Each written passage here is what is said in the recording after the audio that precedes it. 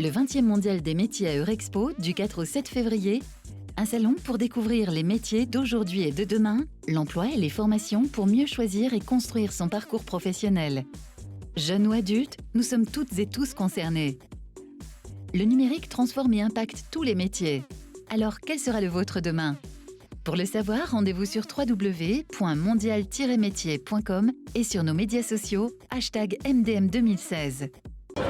Bonjour, je m'appelle Yoann Léry-Richard, je suis aussi à l'unité de Saint-Etienne avec mes collègues en deuxième année et on va vous présenter notre but du mondial des métiers. C'est un sonomètre qui sert à mesurer le bruit, donc tous les sons qu'on entend, et on obtient après des spectres qui permettent de voir à quelle fréquence sont les bruits les plus élevés et faire des campagnes de prévention. En fait, on réalise des mesures avant qu'ils arrivent pendant 1 heure, 2 heures, 3 heures. Et on regarde le niveau sonore parce qu'il faut savoir qu'il ne faut pas dépasser un certain seuil. C'est 85 décibels sur 8 heures. On a un deuxième outil, celui-ci, là, qui permet en fait pour un ouvrier ou quelqu'un qui est au travail, il le porte sur lui toute la journée pendant 8 heures et il calcule son niveau sonore auquel il a été exposé. Bonjour, moi c'est Victor Blondeau, je suis en première année d'IUT Génie Chimique, Génie Procédé à Lyon 1.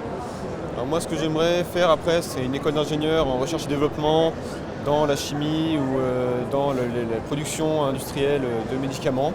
Moi c'est Adrien Giblot-Ducré, je suis aussi en première année Génie Chimique à l'Université Lyon 1. Je ne sais pas encore trop ce que je veux faire mais je m'orienterai plus sur une école d'ingénieur.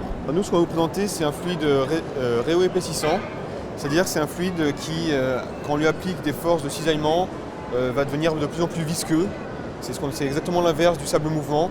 En gros, le sable mouvant, quand vous allez marcher dessus et plus vous allez remuer, plus ça va devenir liquide et plus vous allez vous enfoncer. Or là, c'est l'inverse. Plus on va lui appliquer des forces, plus on va l'agiter et plus il va devenir épais, solide et visqueux. Moi, je m'appelle Mirabelle. Je suis dans une école de chimie qui est à la Doua, qui s'appelle CPE. Je suis en 4e année à CPE.